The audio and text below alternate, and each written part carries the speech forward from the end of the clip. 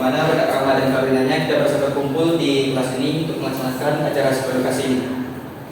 Lalu selanjutnya selawat serta salam tak lupa pula kita sampaikan kepada arwah Nabi junjungan kita yang Nabi Muhammad Sallallahu Alaihi Wasallam dengan melafazkan Allahumma sholli ala sayyidina Muhammad wa ala ali sayyidina Muhammad. Oke, baik, seperti yang teman-teman ketahui, kami dari Prodi Psikologi Islam semester 3 untuk dalam rangka memenuhi tugas akhir psikologi perkembangan remaja dan dewasa, kami diminta untuk melakukan yang namanya itu psikoedukasi. Sini kami sebenarnya ada 4 orang satu kelompok, tapi karena yang satu lagi sakit, jadi beliau berkenan hadir. Tapi nanti dia juga akan menjelaskan materinya melalui via video call.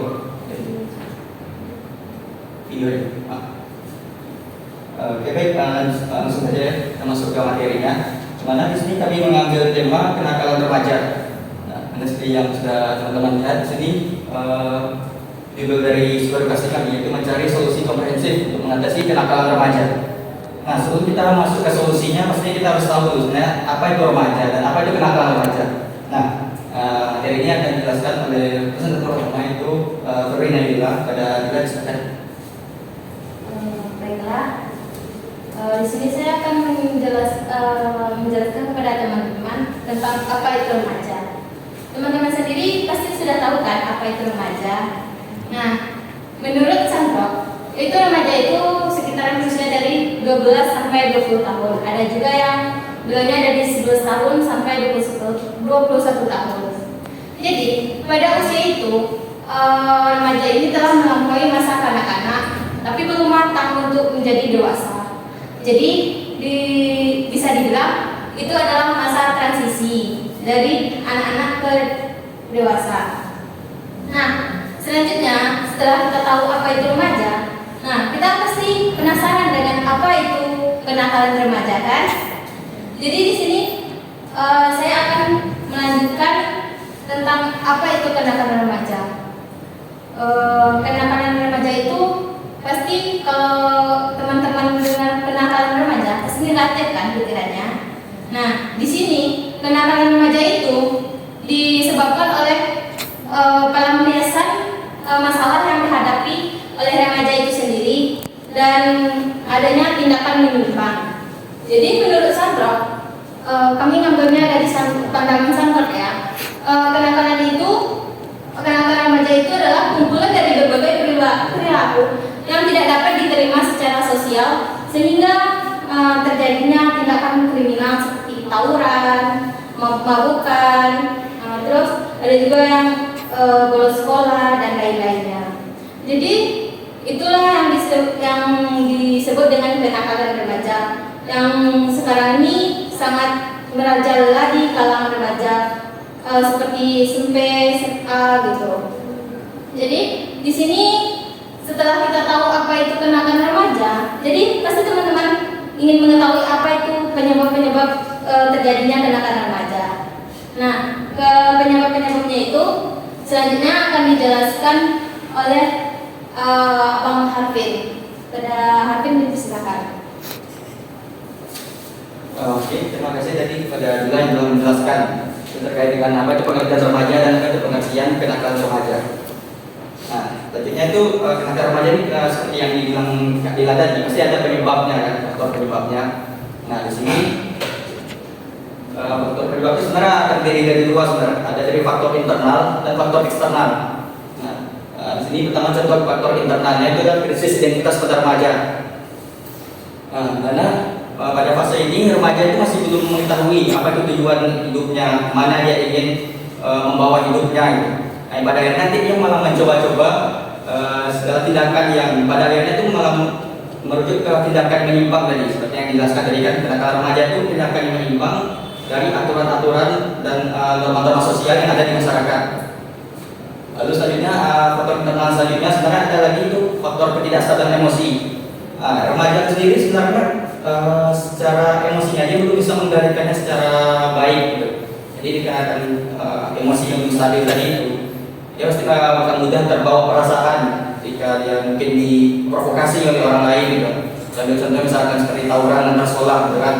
Antara tawuran antar sekolah itu kan terjadi kadang karena teman-temannya ini ya. Jadi teman-temannya itu terprovokasi oleh anak SMA lain misalkan, kita ambil contoh anak SMA itu, pada akhirnya malah menyebabkan tawuran dan kenakalan remaja itu. Nah selanjutnya itu ada, nah ini masuk ke faktor eksternal lagi ya, itu ada kurangnya pengawasan orang tua. Orang tua itu punya peran yang sangat penting dalam mengendalikan anaknya itu, dalam membimbing anaknya juga. Dikarenakan mungkin kenakalan remaja ini juga bisa terjadi dikarenakan kurangnya pengawasan dari orang tuanya, atau mungkin orang tuanya itu sibuk mungkin kan, akhirnya si anak malah merasakan oh mungkin orang tua saya ini nggak sayang dengan saya gitu. Pada akhirnya dia mencoba mencari perhatian orang tuanya. Ya, bagaimana cara dia mencari perhatian orang tuanya itu dengan tindakan-tindakan kenakalan remaja tadi. Selanjutnya teman-teman sebaya. Nah remaja sendiri kan biasanya lebih banyak dekat dengan teman sebayanya gitu kan, curhat atau mungkin punya pertemuan dengan teman sebaya itu kan lebih banyak biasa interaksinya daripada dengan orang tua. Nah teman sebaya itu sendiri juga punya peran yang sangat signifikan juga sebenarnya untuk membentuk kenakalan remaja ini. Misalkan kalau kita berteman dekat dengan orang yang nakal gitu kan, misalkan nanti kita bisa terbawa-bawa oleh kenakalan dia. Akhirnya kita juga melakukan kenakalan yang sama dengan teman kita tadi. Nah mungkin itu dari faktor-faktor penyebab kenakalan remaja tadi. Selanjutnya akan dijelaskan mengenai tipe-tipe kenakalan remaja yang akan dijelaskan oleh Kak Flora. Kak Flora kita silakan. Baik, assalamualaikum warahmatullahi wabarakatuh. Perkenalkan nama saya Flora. Di sini saya akan menjelaskan beberapa tipe kenakalan remaja ya. Yang pertama itu kenakalan yang menimbulkan korban fisik seperti perkelahian, perampokan, pemerkosaan, dan pembunuhan. Itu pokoknya itu melibatkan tubuh seseorang atau tubuhnya sendiri gitu. Nah yang kedua itu kenakalan yang menimbulkan materi seperti pencurian, copetnya, merasa kerusakan. Pokoknya itu melibatkan kerusakan pada materi seseorang maupun dirinya sendiri. Selanjutnya yang ketiga itu kenakalan sosial yang tidak menimbulkan korban. Yang pertama itu minum keras atau pelacur, penggunaan obat-obatan yang pokoknya itu merugikan dirinya sendiri. Yang keempat itu kenakalan yang menimbulkan yang melawan status seperti bolos sekolah, minggat dari rumah, dan membantah orang tua. Pokoknya itu menimbulkan status yang tidak bagus bagi orang sekitar dan dirinya sendiri gitu. Saya kembalikan kepada moderator. Baik, nah itu tadi kenakalan remajanya ada 4 tadi, tipe kenakalan remajanya. Nah selanjutnya ini mengenai solusi atau upaya untuk mencegah kenakalan remajanya.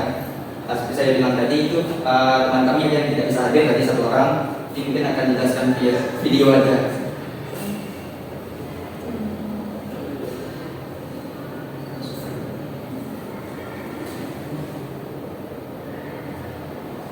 Solusi untuk mengatasi kenakalan remaja yang pertama itu adalah kegagalan mencapai identitas peran dan lemahnya kontrol diri bisa dicegah atau diatasi dengan prinsip keteladanan. Remaja harus bisa mendapatkan sebanyak mungkin figur orang-orang dewasa yang telah melampaui batas masa remajanya dengan baik. Juga mereka yang berhasil. Yang kedua itu adanya motivasi diri keluarga, guru, teman, sebaya untuk melakukan poin pertama. Yang ketiga itu kemauan orang tua untuk membenahi kondisi keluarga sehingga terciptanya keluarga yang harmonis, komunikatif, dan nyaman bagi remaja. Yang keempat itu remaja dididik untuk pandai memiliki teman dan lingkungan yang baik serta orang tua memberi arahan dengan siapa dan di komunitas mana remaja harus bergaul. Yang kelima, remaja membentuk ketahanan diri agar tidak mudah terpengaruh jika ternyata teman sebaya atau komunitas yang ada tidak sesuai dengan harapan.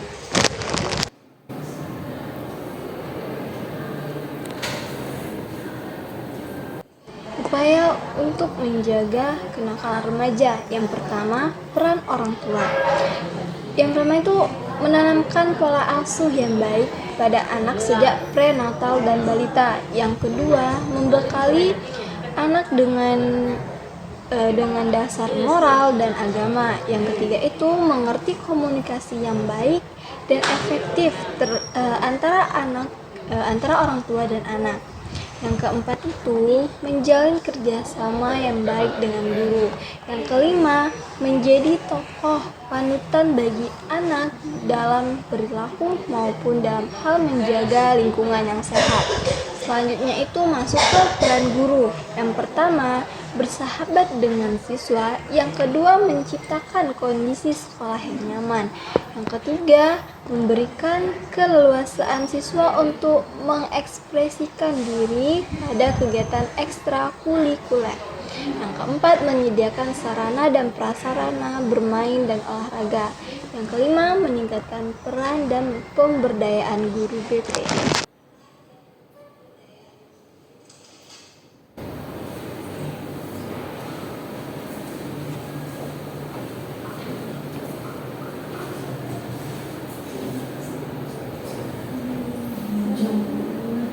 Jadi mungkin agak kurang jelas tadi suaranya. Nah, jadi mungkin sedikit saya ulang saja di sini.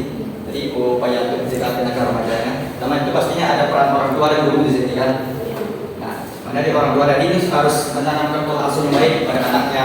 Lalu juga dia harus berkomunikasi secara efektif dengan anaknya sehingga nanti misalkan kalau anak itu ada masalah gitu kan. Nah, si orang tua itu jangan langsung memarahi si anaknya, dengarkan dulu apa masalahnya gitu. Itu juga ada peran guru juga di sekolah. Beda dengan para orang tua tadi peran di rumah. Lalu saya di sekolah juga ada peran guru gitu. Makanya itu bersahabat dengan siswa. Lalu juga menceritakan bagaimana kondisi sekolah yang nyaman itu bagaimana. Lalu selanjutnya juga mungkin sedikit tambahan juga nih untuk solusinya. Jadi kira-kira kalau kita untuk menghindari kenakalan remaja ini apa kita harus memutus pertemanan kita dengan orang yang nakal gitu? Ya, jawabannya itu nggak harus, tapi kita harus bisa mengelola pertemanan kita dengan orang itu. Misalkan kalau kita ada lihat di teman kita nih ada tanda-tanda kenakalan remaja dia, misalkan. Nah kita harus membatasi pertemanan kita dengan dia. Jangan kita jadikan dia sebagai sahabat kita.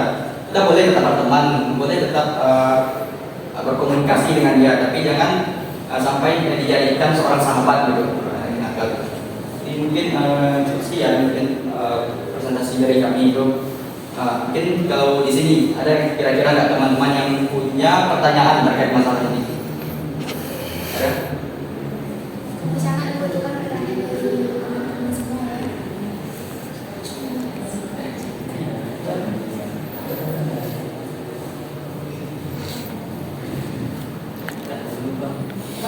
Ya kan? Langsung diperkenalkan nama dulu. Ada mas.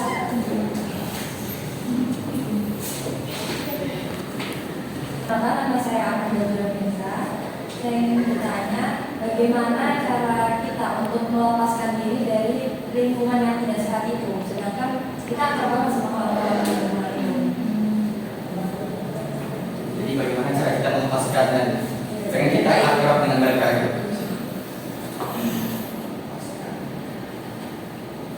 Pengen lepas.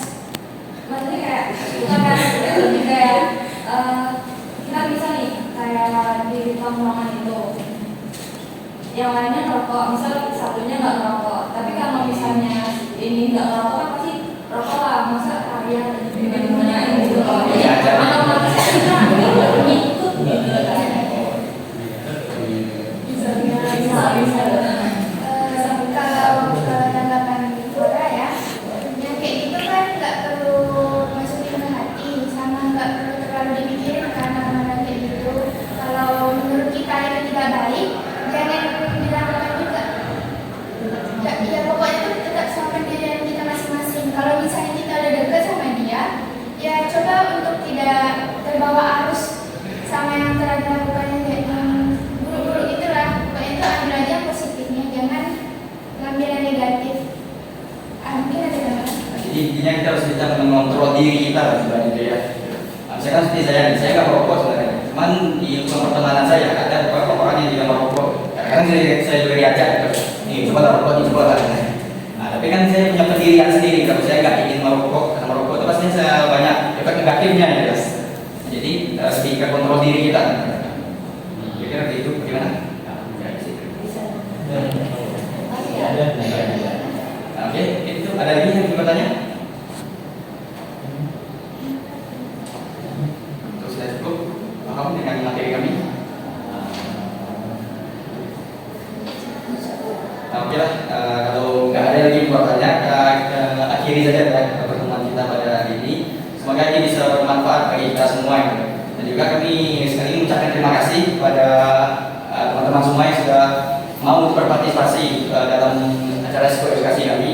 Dan juga kami minta maaf jika kalau selama acara ini terdapat banyak kesalahan baik dari perkataan dan perbuatan kami. Nah, jadi wassalamualaikum warahmatullahi wabarakatuh. Waalaikumsalam warahmatullahi wabarakatuh.